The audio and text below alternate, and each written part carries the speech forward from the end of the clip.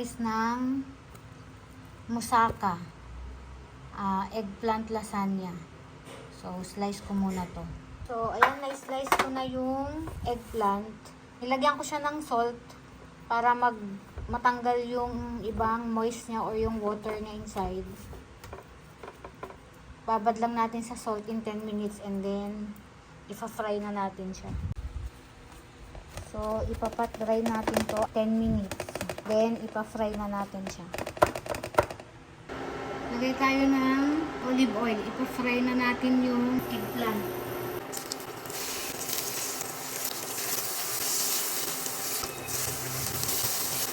Then, set aside lang natin siya. And then, later, igigisa natin yung ground beef. And then, assemble lang to guys. Mabilis lang siyang lutuin actually.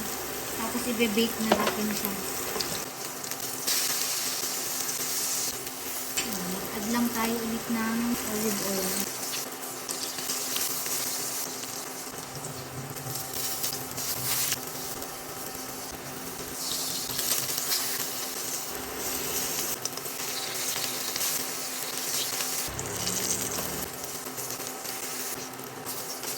So, set aside natin. Ulit tayo ng olive oil magdagdag. And then, onions. Kahit red onions, pwede naman. Garlic. Then, lagay na natin yung ground beef.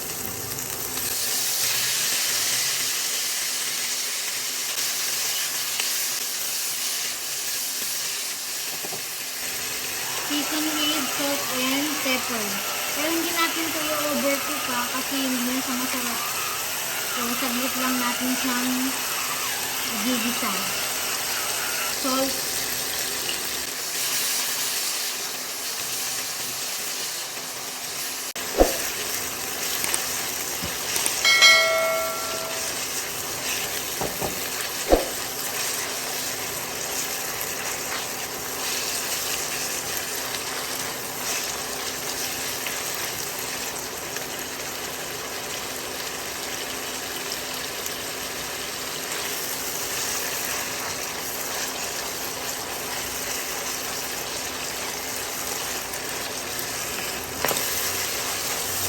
So, set aside ko na to.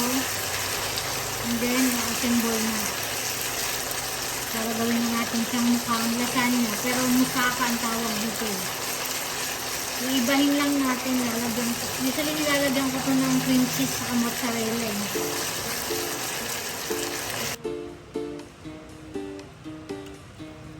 So, lagay tayo dito ng ground beef. 2 layers lang to guys kasi nga konti lang namang kaming kakain.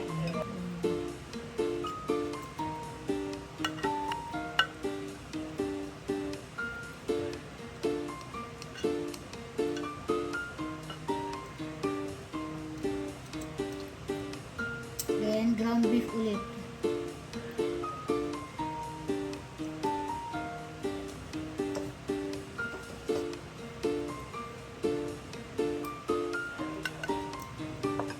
Pwede itong dinner, snack, lunch, sa mga nagdadahit.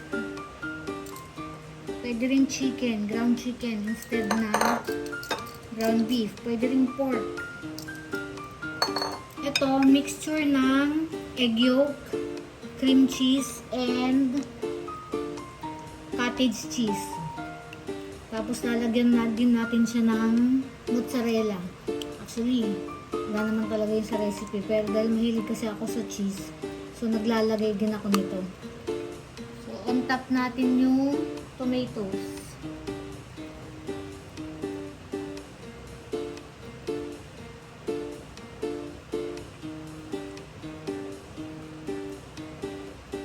Natin lahat, sayang guys. Then, lagay natin yung mixture ng egg, cream cheese, cottage cheese. Then, papatungan natin siya ng mozzarella. May yogurt din to guys ha. May yogurt din siya kasama. Nilagay tayo ng konting mozzarella. Spread natin.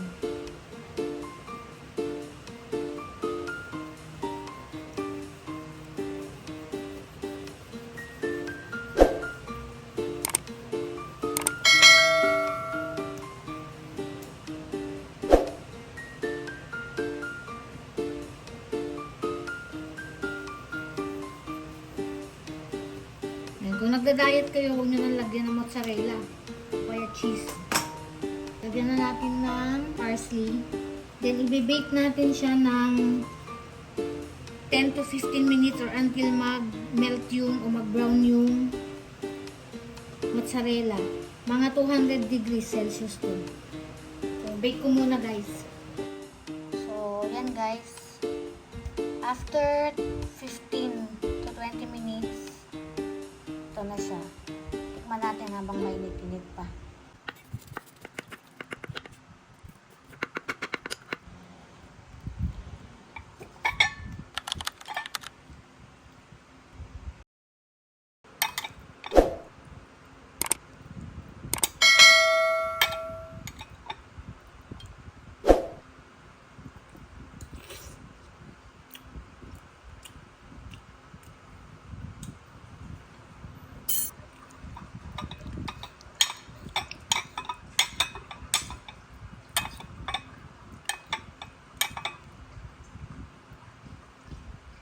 Bye guys.